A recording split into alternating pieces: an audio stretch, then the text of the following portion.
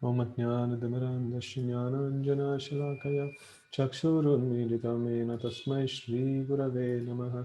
Shri Chaitanya Manobishtam Sthapitam Yena Bhutale Swayam Rupa Kadamahyam Dadati Swapadantikam Vandeham Shri Gurun Shri Yuta Padakamalam Shri Gurun Vaishnavamscha Shri Rupam Sagrajatam Sarvana Raghunathanvitam Tam Sajivam साद्वैतं सावधूतं परिजनसहितं कृष्णचैतन्यदेवं श्रीराधाकृष्णपादान् सगना Lalita श्रीविशाखान्वितांश्च हे कृष्णकरुणा सिन्धु दीनबन्धो जगत्पते गोपेश गोपिका कान्तराधाकान्त नमोऽस्तु ते तप्त काञ्चन गौराङ्गी राधे वृन्दावनेश्वरी वृषभानुसुते देवी प्रणमामि हरिप्रिये वाञ्छाकल्पतरुभ्यश्च कृपा सिन्धुभ्येव च पतितानां पावनेभ्यो वैष्णवेभ्यो नमो नमः जय श्री कृष्ण चैतन्य प्रभु Nityanand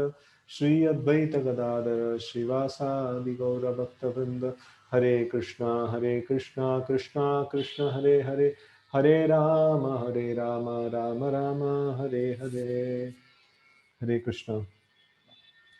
So we will continue from where we left. This is the third canto, sixth chapter, sloka number 34. Ete vranaः swadharmena yajanti swagurum harim shraddhayatma vishuddhyartam yad yajjathastha vrittibihi. All these different social divisions are born with their occupational duties and living conditions from the Supreme Personality of Godhead. Thus, for unconditional life and self realization, one has to worship the Supreme Lord under the direction of the spiritual master.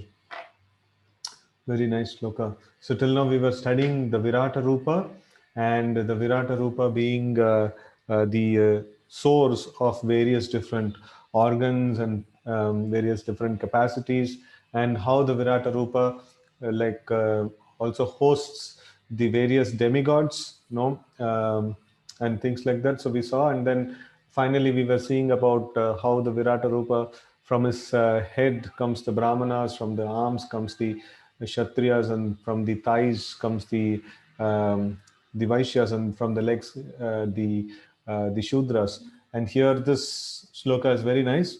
It says all these different social divisions are born with their occupational duties and living conditions from the Supreme Personality of Godhead. So as we had seen, like everyone are coming from the Supreme Lord, and thus for unconditional life and self-realization, one has to worship the Supreme Lord. So we don't need to individually worship different demigods or aspire to become some like either a Brahmana or a Kshatriya or a Shudra or Vaishya. So wherever we are, we should try to worship the Supreme Lord. That is the point of self-realization. We should worship the Supreme Lord under the direction of the spiritual master.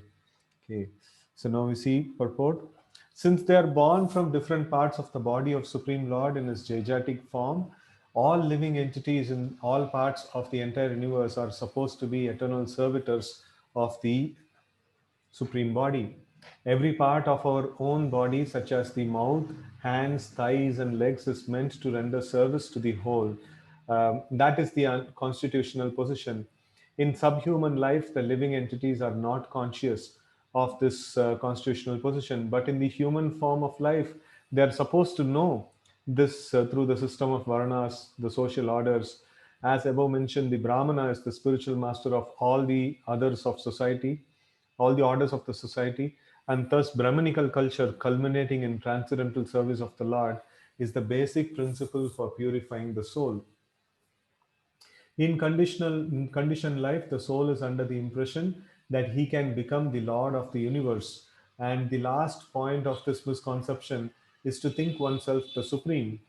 The foolish conditioned soul does not take into account that the supreme cannot be conditioned by Maya or illusion.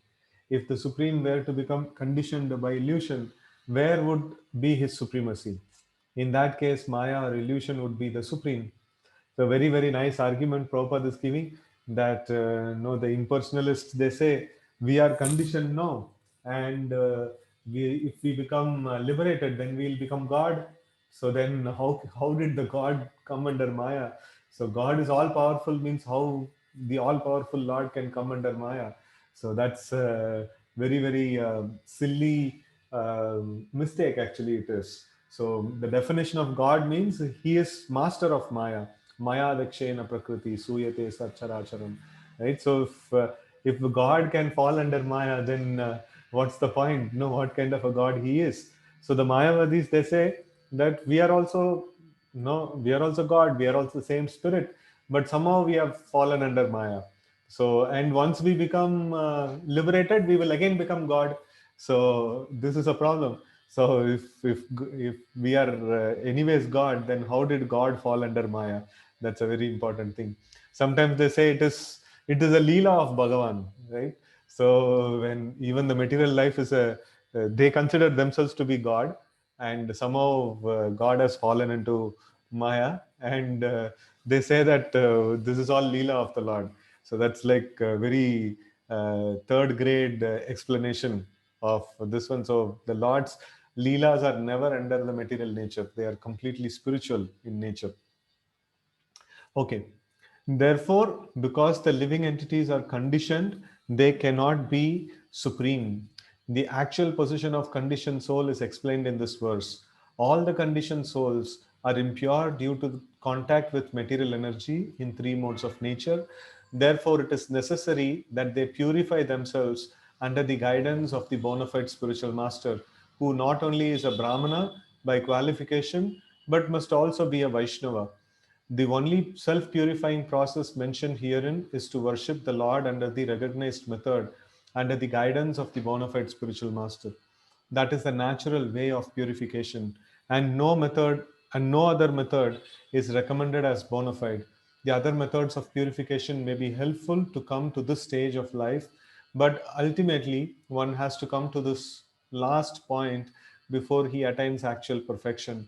Bhagavad Gita 7:19 confirms this truth as follows: Bahunam janmanam ante jnanamam mam prapadyate Vasudeva Vasudevah Sarvamithi Sa Mahatma Sudurlabha. So, like the important perfection after all that we can do is to come to this point of full Krishna consciousness. Vasudeva Sarvamiti Sa Mahatma Sudurlabha. So that is called the Mahatma. That is called the greatest position. Is to come to the point of understanding that Vasudeva or the Krishna is everything. So that is Pakka Krishna consciousness, full Krishna consciousness. Okay, text 35. Etakshatra bhagavato daiva karmatma rupinah kaha shraddha kaha shraddha dhyad upakritum yoga maya balodayam. O Vidura, who can estimate or measure the transcendental time, work, and potency of the gigantic form manifested by the internal potency of the Supreme Personality of Godhead? Okay. Purport. The froggish philosophers may go on with their mental speculations on the subject matter of the Virata, the gigantic form exhibited by the Yoga Maya, internal potency of the Supreme Personality of Godhead. But factually, no one can measure such a vast exhibition. In Bhagavad Gita 11:16, Arjuna, the recognized devotee of the Lord, says, Aneka bahudra vaktra netram pashyami tvam sarvato anantarupam nantam namadhyam na punastavadim pashyami vishveshwara vishwarupa. So this one Arjuna is trying to describe the Vishwarupa. So it is mentioned as Aneka Bahu. So Bahu means like the hands, like, and then Vaktra and Netram. There is like so many different what is that? Hands, bodies, mouths, and things like that.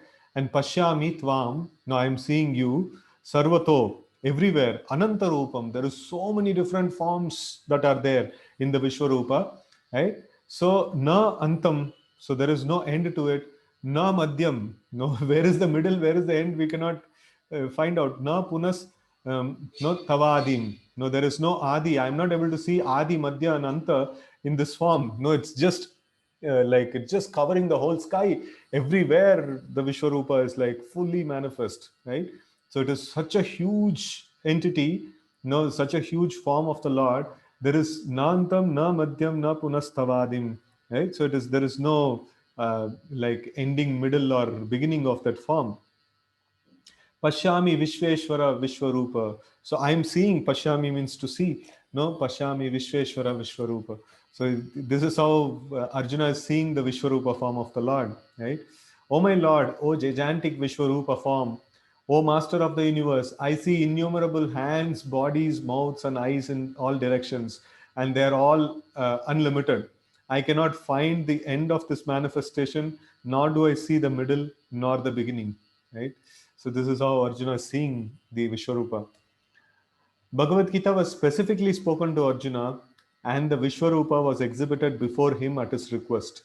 He was awarded the specific eyes to see this Vishwarupa, yet although he was able to see the Lord's innumerable hands and mouths, he was unable to see him completely.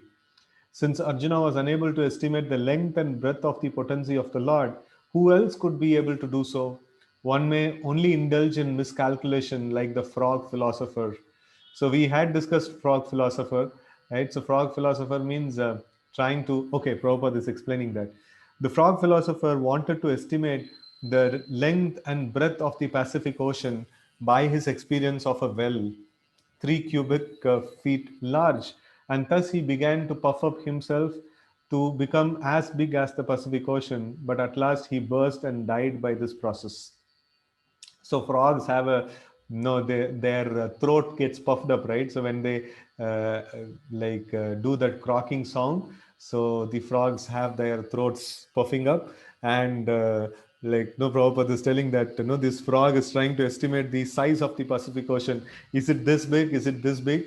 And no, at one point he actually burst and then he died. So in that way, like the philosophers of this world, they have an experience of this world. They have very, very tiny experience of this world. So this world is just a very, very small portion of the entire creation. And with the experience of this world, the frog philosophers, or philosophers who are just like a frog, so they are trying to estimate the entire creation, and the Supreme Lord himself, who's the master of creation, and who's the source of creation.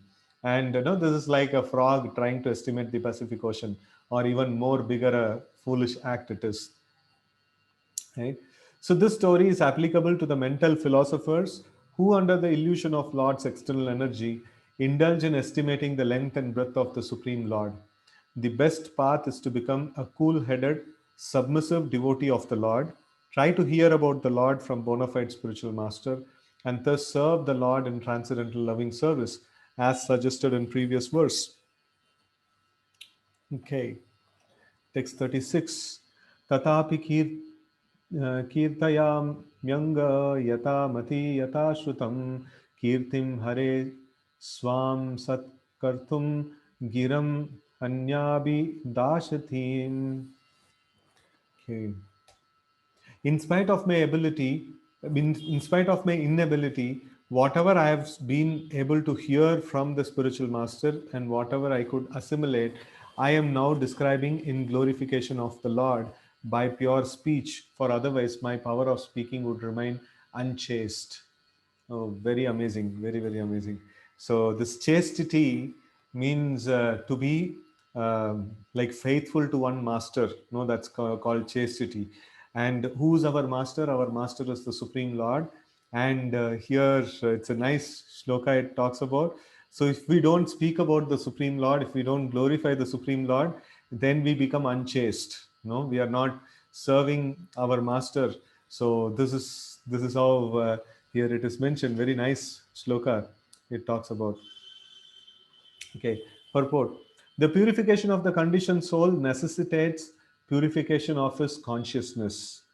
By the presence of consciousness, the presence of the transcendental sound is verified. That transcendental soul is verified. And as soon as the consciousness leaves the body, the material body is not active. Consciousness is perceived, therefore, by activities.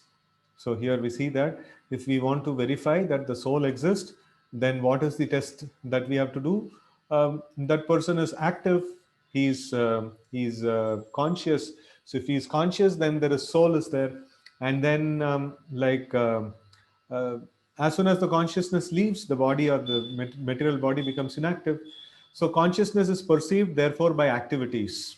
The theory put forward by emphoric philosophers that consciousness can remain in an inactive state is the proof of their poor fund of knowledge. One should not become unchaste by stopping the activities of pure consciousness. Hmm. So, if the activities of pure consciousness are stopped, certainly the conscious living force will be otherwise engaged, becomes otherwise engaged, because unless engaged, the consciousness has no standing.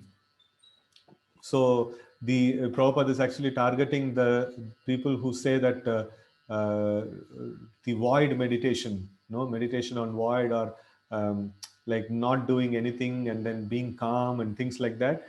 So like how can you stop the root logic Prabhupada brings in is very nice. So he's mentioning that we are able to identify the soul by the consciousness and activity. And if there is a meditation which is asking you to do nothing, and which is asking you to do like just be calm and zero out your thought and things like that, how is it possible? It's not possible, because consciousness or soul means activity, and it must have activity. So that is when it is proper soul. If there is no activity, then it is not proper soul. So there is no soul, actually it is a dead body. So now the liberated state, also there is activity which is spiritual in nature. And such activity is what is that if somebody is saying that no, there should not be any activity like that, then it is just showing their poor fund of knowledge. They don't have sufficient knowledge in the spiritual science. So many of the spiritual organizations talk about this: just do anything, just simply sit quiet and things like that.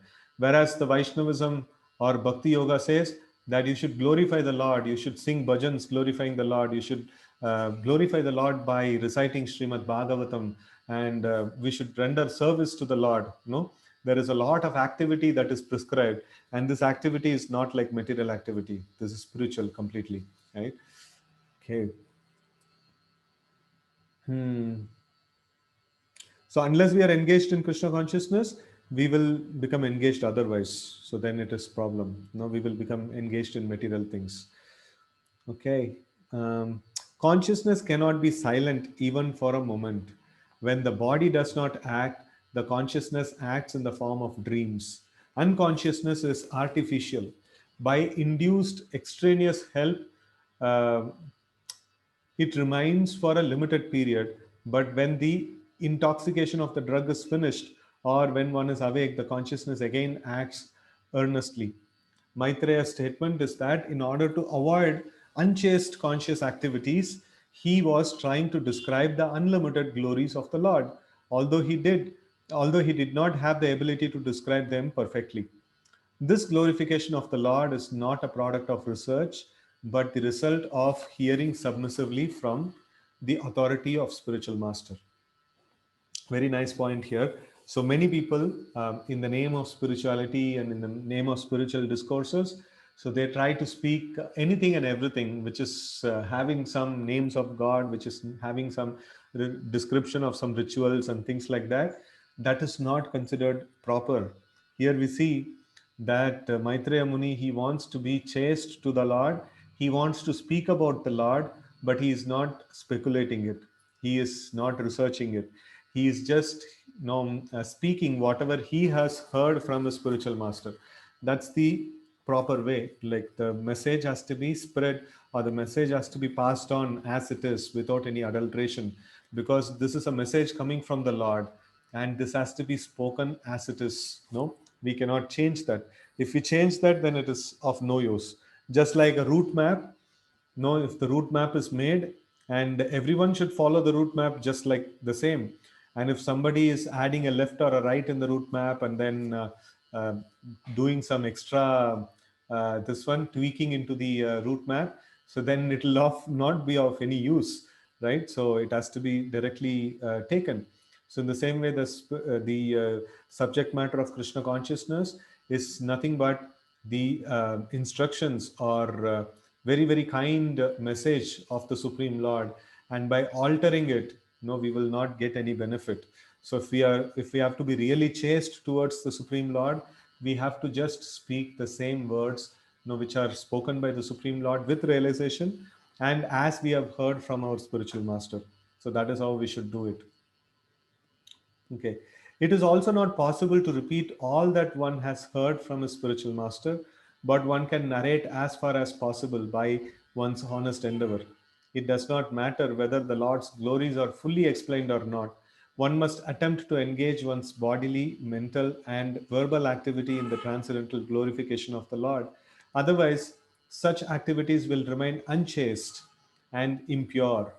So it's very nicely put here. Let me read that again. One must attempt to engage one's bodily, mental, and verbal activities in the transcendental glorification of the Lord. Otherwise, such activities will remain unchaste and impure. The existence of the conditioned soul can be purified only by the method of engaging mind and speech in the service of the Lord. So this is very important aspect. So we have to use our mind and thinking about the Lord, contemplating the Lord, and then offering prayers, with absorption of mind in the Lord, and also like speech in glorifying the Lord. So we are chanting or we are speaking about Krishna, and like all of us who are trying to study this Srimad Bhagavatam, so we should also try to speak about the glories of the Lord to various people. So in that way, like, we will be able to remain chaste in our speech. Our speech should glorify the Lord. That's the Uttama Vakya, nor like that is the best way of speaking. The existence of the conditioned soul can be purified only by a method of engaging mind and speech in the service of the Lord. The Tridandi sannyasis of the Vaishnava school accept three rods representing the vow to engage in service of the Lord with body, mind, and speech. No, this is the Tridandi sannyasa. So there is sannyas, like when we see sannyasis, they actually carry a danda, sannyasa danda. And there are two kinds of sannyasis. One kind of sannyasi is called Tridandi sannyasi, and another kind of sannyasi is called Ekadandi sannyasi. So Vaishnavas are Tridandi sannyasis. So what does this Tridanda represents? So when they take the sannyas, so they take a vow that not to speak anything else apart from glorification of the Lord, and not to do any work apart from the service of the Lord, and not to think anything else apart from the service or no contemplation about the Lord. So this body, mind, and words, they take a vow that this body, mind, and speech will be completely engaged in the service of the Lord. So that's the meaning of Tridanda Sannyas. Sannyas means to be like fully fixed up in the service of the Lord. And then the other kind of sannyasis, the Ekadandi sannyasis, they are Mayavadis, and their point of taking sannyas is that now the living entity and the Supreme Lord has become one and the same, right? So that's the Ekadandi sannyasi. So like they are not Vaishnavas, they are Mayavadis. So whereas the Ekadandi sannyasis take a vow to become one with the Supreme, right? Since the Lord is the absolute, there is no distinction between him and his glories. The glories of the Lord, as chanted by the Vaishnava sannyasi, are as substantial as the Lord himself.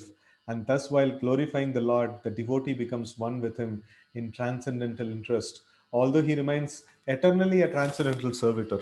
So we see that like when we become absorbed in the thoughts of the Lord, so we say that Bhagavan may lean on us, right?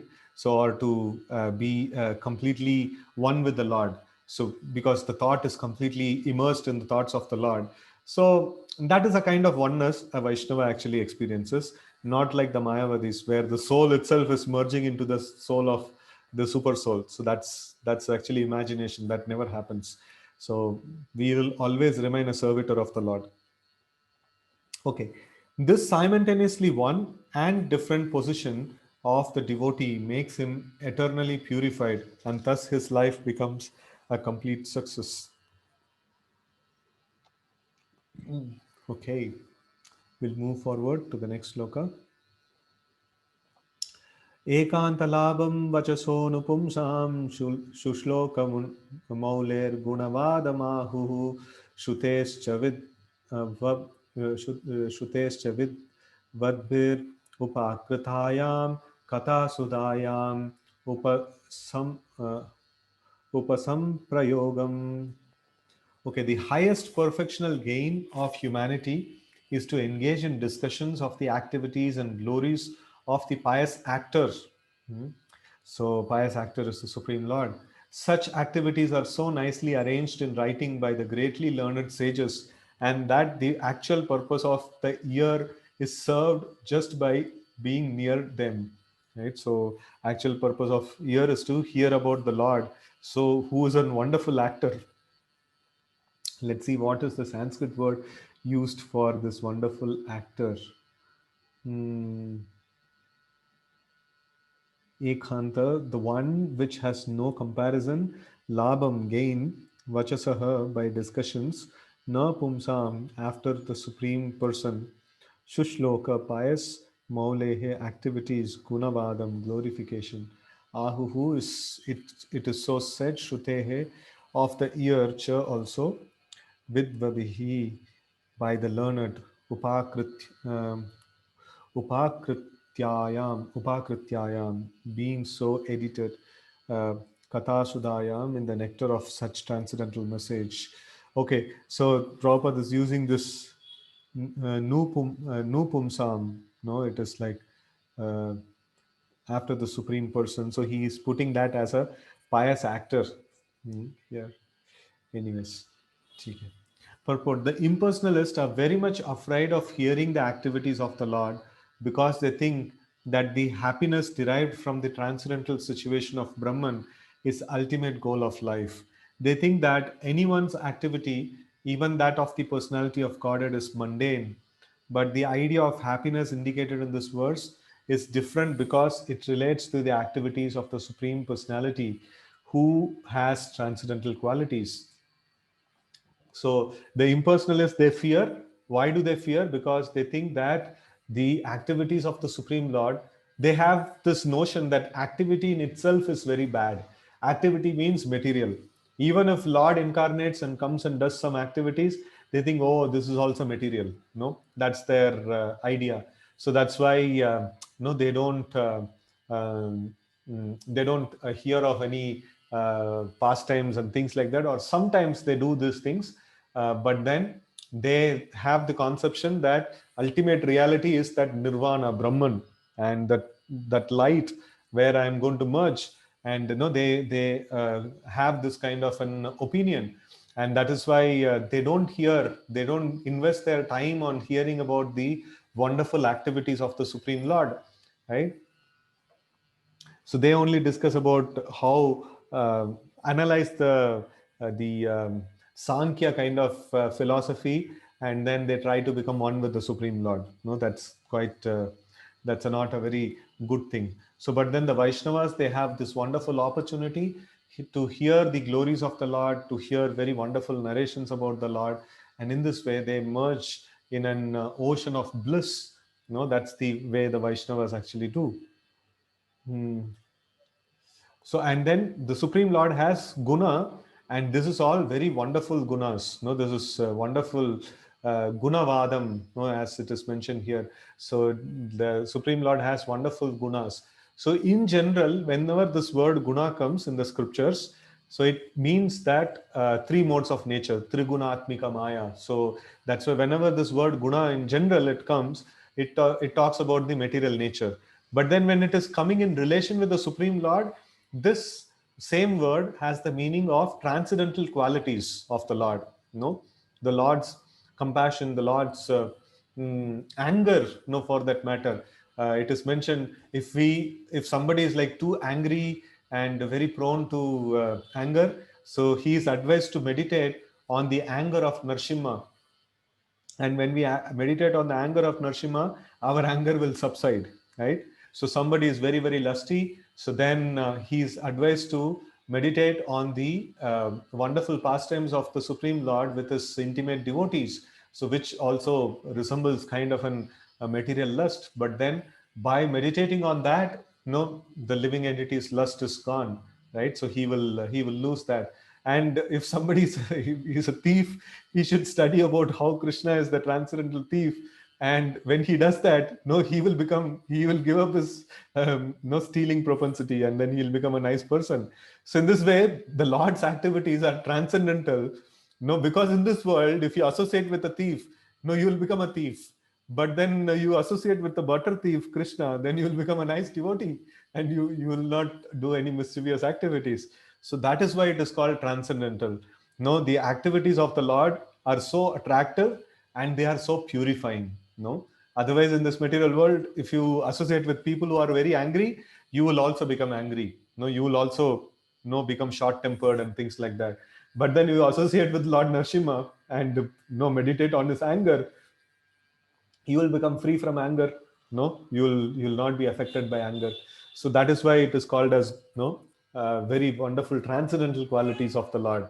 The Mayavadis, they have this problem. They think that, oh, this is also again a set of qualities. So qualities means duality. No, we don't want to get into this material world. No, we don't want any qualities, we don't want any action, we don't want any person.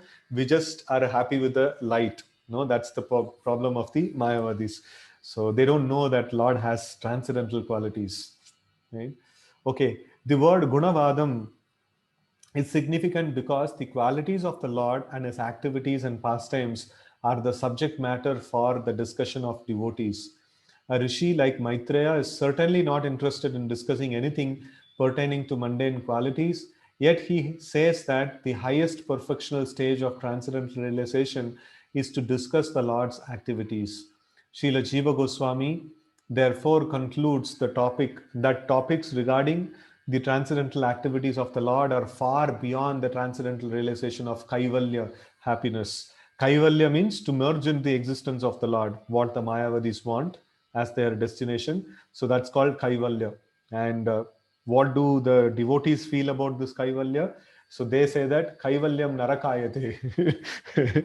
So no, the Mayavadis, they think this is the Brahma Sukha, no, to merge in the existence of the absolute Brahman, the supreme light. It is considered to be the greatest happiness derived. It is the greatest happiness that they think of. But then the Vaishnava devotees of the Lord, they think that Kaivalyam Narakayate. No, it is like equivalent to hellish kind of experience. So, the devotees want the association of the Lord, the devotees want to serve the Lord and see to that the Lord is happy with their service. Right? So that's what the devotees want to do. Okay. So these transcendental activities of the Lord are so arranged in writing by great sages that simply by hearing of those narrations, one becomes perfectly situated, perfectly self-realized. And the proper use of the ear and the tongue is also achieved. Srimad Bhagavatam is one such great literature, and highest perfectional state of life is attained simply by hearing and reciting its contents. Right? So nice and encouragement for all of us who are daily reading Srimad Bhagavatam. Right? So here Prabhupada is citing Jiva Goswami, or yeah. So he's telling that no, this is the way of perfecting our life. This is the perfectional occupation. This is the best thing in the whole day that we are doing. Trying to recite Srimad Bhagavatam and hear Srimad Bhagavatam. Okay, text 38. Atmano Vashito Vatsa Mahima Kavinadina Samvatsara Sahasrante Diya Yoga Vipakkaya Vipakkaya. Okay. Translation. My son, the original poet, Lord Brahma, after mature meditation for 1000 celestial years, could know only that the glories of the supreme soul are inconceivable. So original Adi Kavi, the Supreme Lord is the Lord Brahma is called as Adi Kavi. He is the like original poet in this world, and he, after mature meditation for 1000 celestial years, on the Supreme Lord. No, he could only come to a point of understanding that the Lord is unlimited and inconceivable. No, he's beyond any calculation. Okay, so Prabhupada again takes the frog in the well example, and he's mentioning this. Okay, there are some froggish philosophers who wants to know the Supreme Soul by the means of philosophy and mental speculation. And when the devotees who are to some extent in knowledge of the Supreme Lord admit that the glories of the Lord are inestimable or inconceivable, the froggish philosophers adversely criticize them. These philosophers, like the frog in the well, who try to estimate the measurement of the Pacific Ocean, like to take trouble over fruitless mental speculation instead of taking instructions from devotees like the original poet, namely Brahma. So even many like so-called spiritualists, like we have uh, anyway, it is a private class, so I can take names. So we have Sadhguru and people like that. They say that why to read any scriptures? No, just you just contemplate yourself, and uh, you just explore. Like, no, why you have to be taught? No, why you have to be told that this is what you want to do? And by reading scriptures, you are being cheated. No, you are being told that no, this is what is truth. This is not truth. Why are you getting misled? No, they're giving this kind of philosophy, and they're having millions of followers. So many thousands of people hear them. And why do they hear them? This is very nice to hear, because he is a hardcore materialist in the form, in the guise of a sadhu, and he's just talking everything opposite to what is mentioned in the scriptures. And here we see Lord Brahma, who's the Adi Kavi, who is the original poet, and he is coming to a point of understanding that after a long meditation, my Lord is inconceivable, and I have to submissively hear from those who have understood know about the Lord even a little bit. So that is a way of understanding. No, Shravanam is the way of understanding. And the modern sadhus, or so-called sadhus, so actually they spread demoniac philosophy by saying that no, you don't need to listen to anyone. You just simply speculate. You just simply unleash your speculative power, and then whatever you come to an understanding, that's it.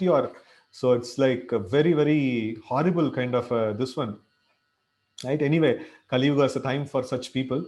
They will all be very popular, and they will all be heard and glorified.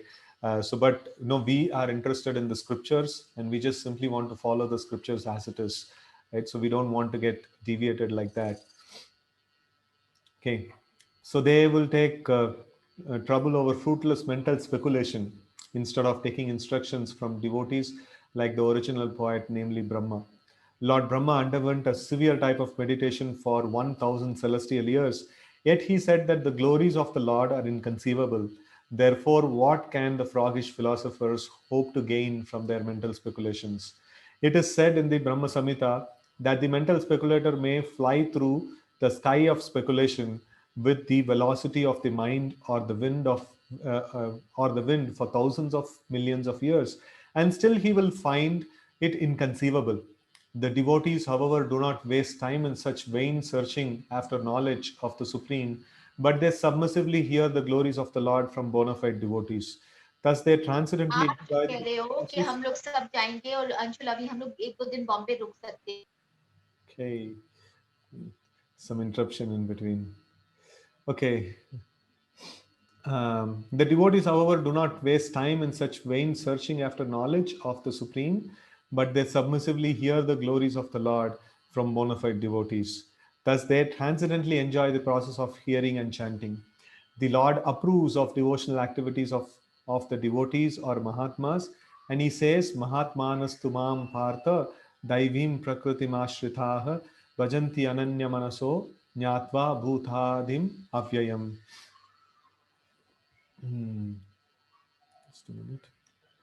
सततं कीर्तयन्तो मां यतन्तश्च दृढव्रताः नमस्यन्तश्च मां भक्त्या नित्ययुक्ता उपासते. The pure devotees of the Lord take shelter of the Paraprakriti, or the internal potency of the Lord, called Lakshmi Devi, Sita Devi, Srimati Radharani, or Srimati Rukmini Devi, and thus they become actual Mahatmas, or great souls. Mahatmas are not fond of indulging in mental speculations, but they actually take to devotional service of the Lord without the slightest deviation. Devotional service is manifested by the primary process of hearing and chanting about the activities of the Lord. Right? So this is the primary way of devotional service, to hear and chant about the Lord. Okay, this transcendental method practiced by the Mahatmas gives them sufficient knowledge of the Lord, because if the Lord can at all be known to some extent, it is only through the means of devotional service and no other way.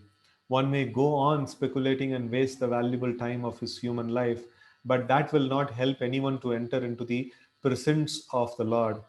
The Mahatmas, however, are not concerned with knowing the Lord by mental speculation, because they enjoy hearing about his glorious activities in his transcendental dealings with his devotees or with the demons.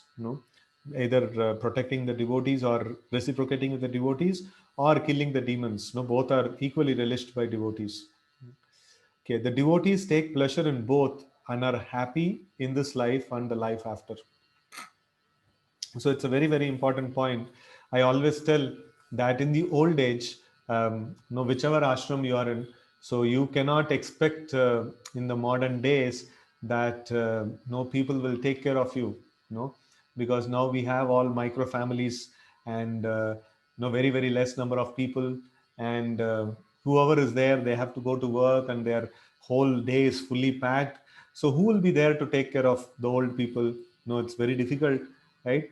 So that's why we should develop our attachment to the holy name and Srimad Bhagavatam.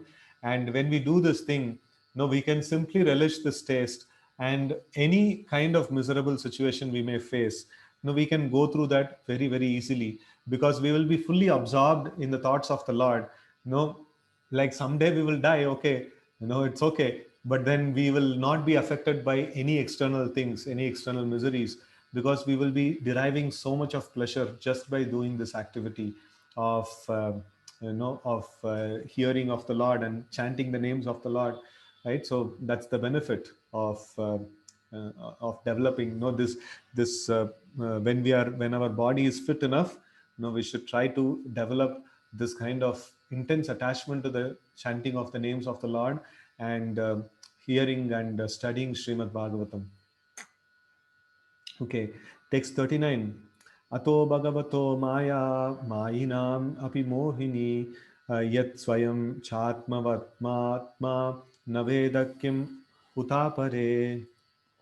The wonderful potency of the Supreme Personality of Godhead is bewildering even to the jugglers.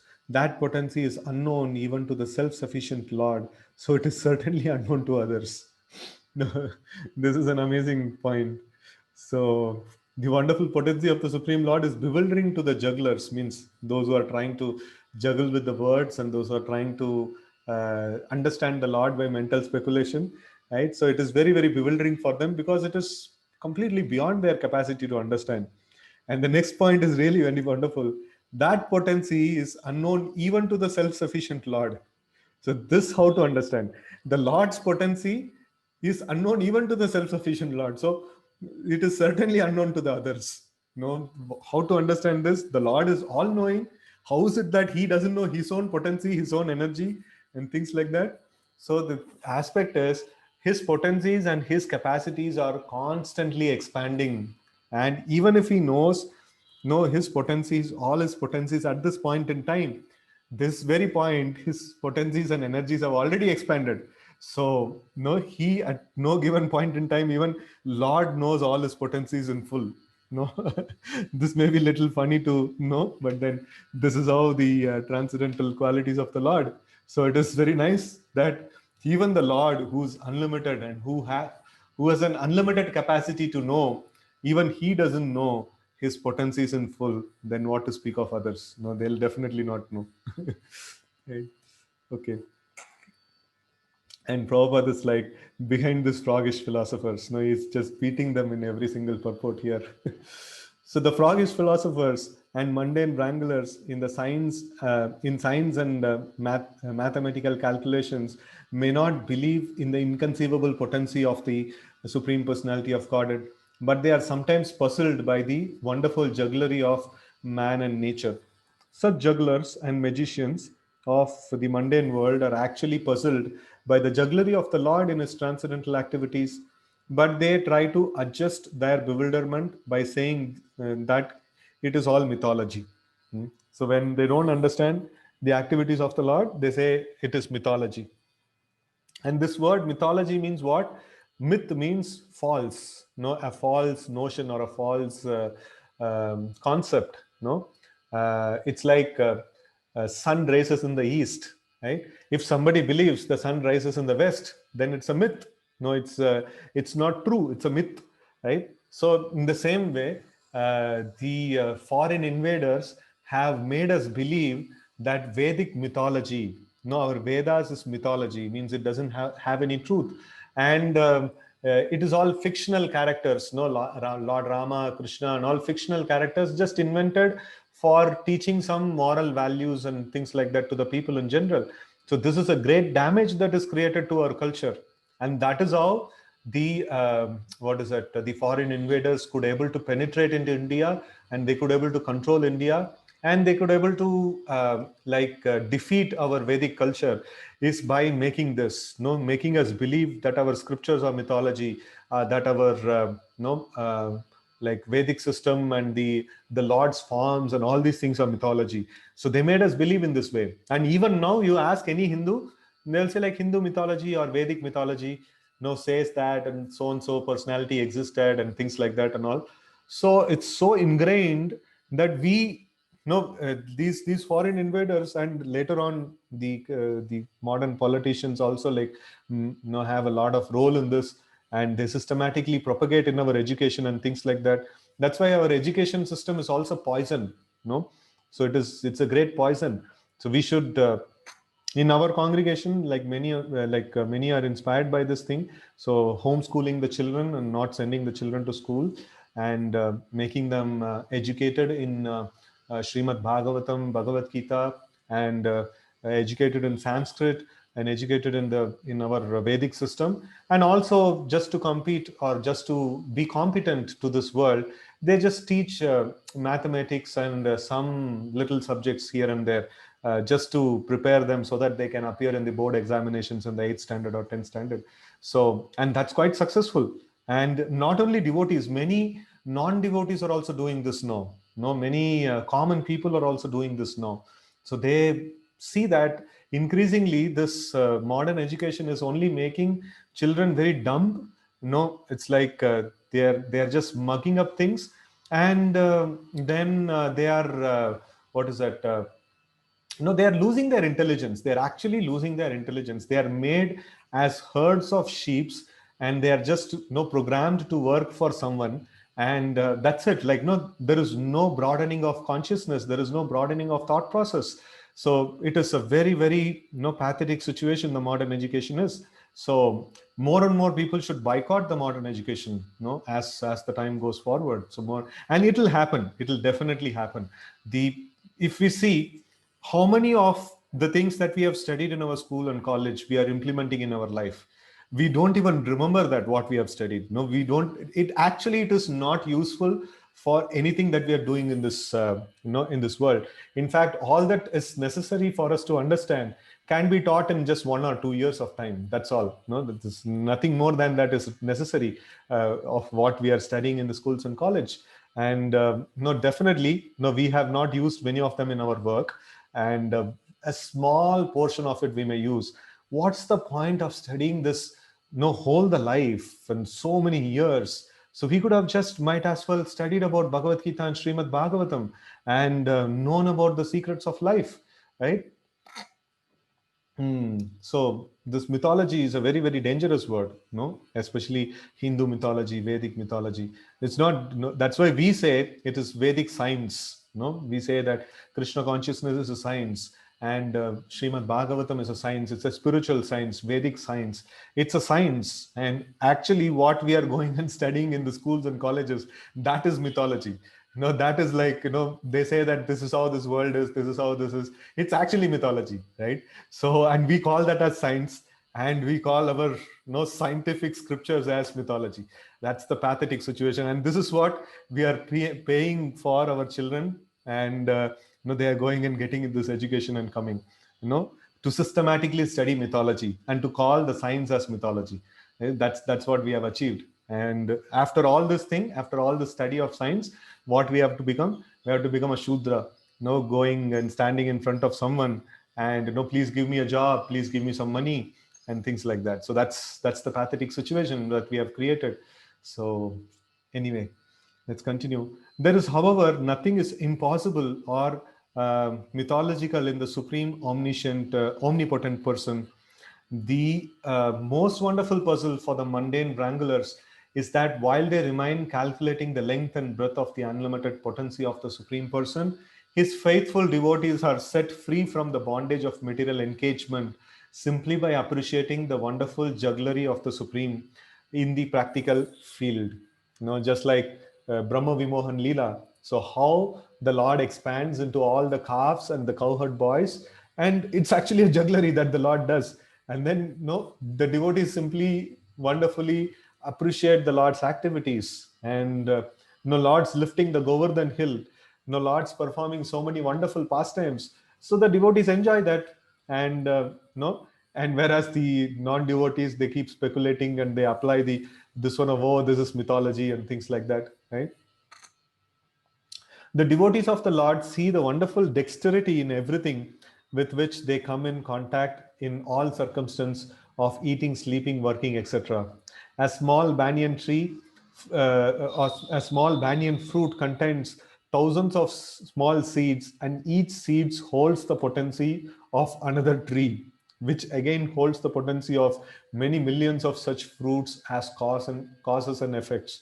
So the trees and the seeds engage the devotees in meditation about the activities of the Lord, while the mundane wranglers waste time in dry speculation and mental concoction, which are fruitless in both this life and the next. So all of us have studied biology. All of us have studied about the seeds and the plants and the trees and things like that. And no teacher in our life has explained this. You see how wonderful that a small seed, has the capacity to bring about a big tree. And no scientist has programmed this seed to bring about a big tree. And still it is coming. So wonderful. You see, like, this is the glory of the Lord. So any teacher has taught us in this way in our school and college, and this is the actual science. And rather than that, they ask us to do bisect that thing, and then, oh, this is what is the cells that are there, and this is what is there, and things like that. It's like useless. The actual after studying all these things, are we going to assemble a seed by ourselves? No, still we have to depend on the nature for the seed. No, we cannot create one single seed, and we cannot create one single plant, right? So it's just simply no waste of time. Okay. In spite of their pride and speculation, they can never appreciate the simple activities of the banyan tree's potency. Such speculators are poor souls destined to remain in matter perpetually. Okay. So we will pause here, and we will resume again tomorrow for another discussion of Srimad Bhagavatam. And we are very, very fortunate in this month of Kartik. We are able to hear Srimad Bhagavatam and Bhagavad Gita every day. And this is a great fortune for all of us. So thank you all very much for joining every day and making this Bhagavatam reading very relishable. Hare Krishna. Grantaraj Srimad Bhagavatam ki jai, Srila Prabhupada ki jai. Hare Krishna.